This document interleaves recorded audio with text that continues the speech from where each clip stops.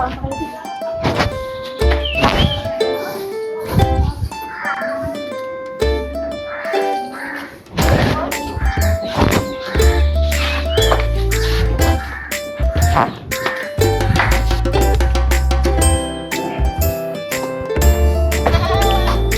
কোথায় যাচ্ছিস? শোন, বাজার যাব মাছ কিনতে। সকাল সকাল তো একটু উঠতে পারিস, ঘোরাঘুরি, হাঁটাহাঁটি, একটু জগিং করা, এগুলো তো করতে পারিস, এগুলো তো শরীরের পক্ষে ভালো। আরে ধর, তুমি ওসব করো গা। আমি কাল কত রাত করে শুয়েছি, আমার রাত হয়ে যায় শুতে।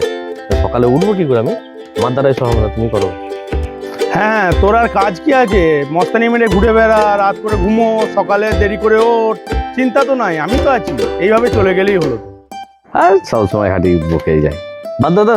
আচ্ছা বাবা, এই 3 দিন থেকে আমি লক্ষ্য করছি, হ্যাঁ, বাথরুমে রাতের বেলায় যখন উঠে যাচ্ছি, বাথরুমের দরজা যেই খুলছি অমনি লাইট জ্বলে যাচ্ছে, আবার যেই বন্ধ করছি নিজে নিজেই বন্ধ হয়েছে।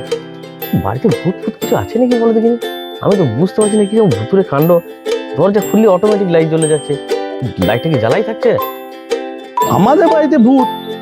এতদিন যাবত তো আমি ভূত দেখি নাই, কোথা থেকে ভূত এলো? ভূত নয় তো কি, দরজা খুললেই লাইট জ্বলে যাচ্ছে, আর দরজা লাগিয়ে দিলেই লাইট বন্ধ হয়ে যাচ্ছে। লাইটটা কি অটোমেটিক লাইট নাকি? ভূত আছে, তুমি জানো না? আমার সঙ্গে এরকম প্রত্যেক দিন হচ্ছে।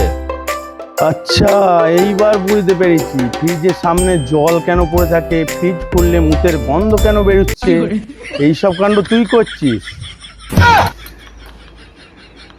ধরো, এই কাণ্ড তুই করছিস, ওই জন্য ফ্রিজে গন্ধ বেরোচ্ছে। রাতে বন্ধুর সঙ্গে মদ মেরে এসে তুই করছিস। ধরো তোরা, ধরো তোরা, আমি করি না সব। ধরো ধরো, আর 9টার মধ্যে বাড়ি না ঢুকলে তো ঠ্যাং ভেঙে দেবো। ধরো।